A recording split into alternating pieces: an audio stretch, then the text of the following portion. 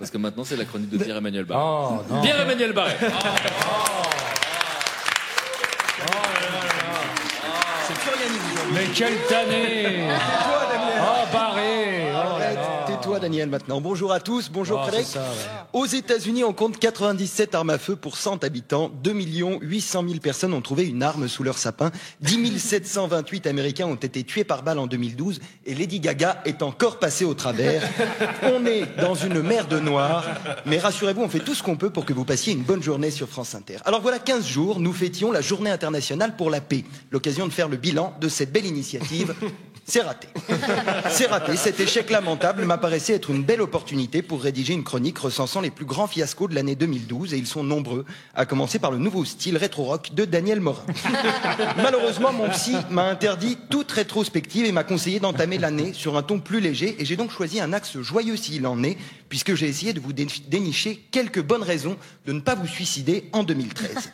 Ne me remerciez pas, je fais ça pour l'argent. Compte tenu du souci permanent que j'ai à m'adresser à la majorité de la population, il m'est apparu important de classer ces petits instants de bonheur en fonction de la catégorie socio-professionnelle de chacun de nos auditeurs.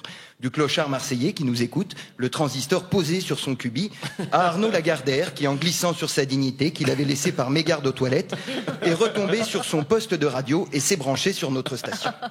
Les Français sont dans la merde, mais ils peuvent toujours s'estimer heureux de ne pas être maliens, me disait l'autre jour une prostituée malienne qui a été reconduite à la frontière depuis.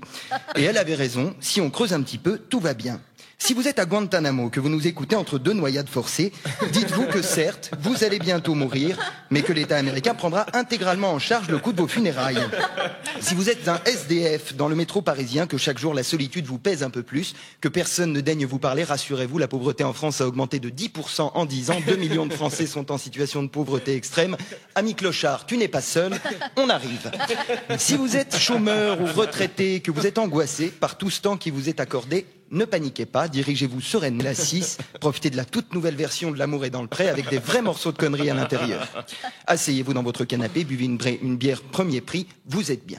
Si vous êtes salarié, que vous craignez pour votre emploi, que votre femme menace de vous quitter, que vos enfants sont morts d'un cancer colorectal, que votre maman est morte en mangeant votre chien, qui avait mangé votre oncle, qui avait mangé les clés du garage dans lequel il y avait votre téléphone portable, rassurez-vous, Free propose l'iPhone 5 à des tarifs très compétitifs. Si vous êtes Arnaud Lagardère, Martin Bouygues, François Pinault, Bernard Arnault ou Serge Dassault et que vous avez des remords à exploiter l'humanité, faites comme d'habitude, offrez-vous une chaîne de télévision, diffusez une télé-réalité avec des paysans qui veulent baiser, faites-vous du pognon en vendant des espaces publicitaires pour l'iPhone 5, entre deux reportages chocs sur la prostitution malienne et le traitement inhumain des prisonniers à Guantanamo. Voilà, je crois qu'il y en a un peu pour tout le monde. Comme il me restait des anxiolytiques, Frédéric, j'ai approfondi les recherches et je suis en mesure de vous donner 3 autres raisons supplémentaires de ne pas vous suicider en 2013 qui mettront tout le monde d'accord. Raison numéro 1, Brigitte Bardot s'apprête à quitter la France.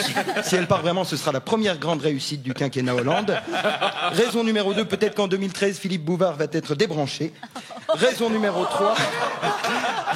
3, peut-être qu'en 2013, les balles à blanc seront par erreur confondues avec des balles réelles sur le tournage de Julie Lescaut.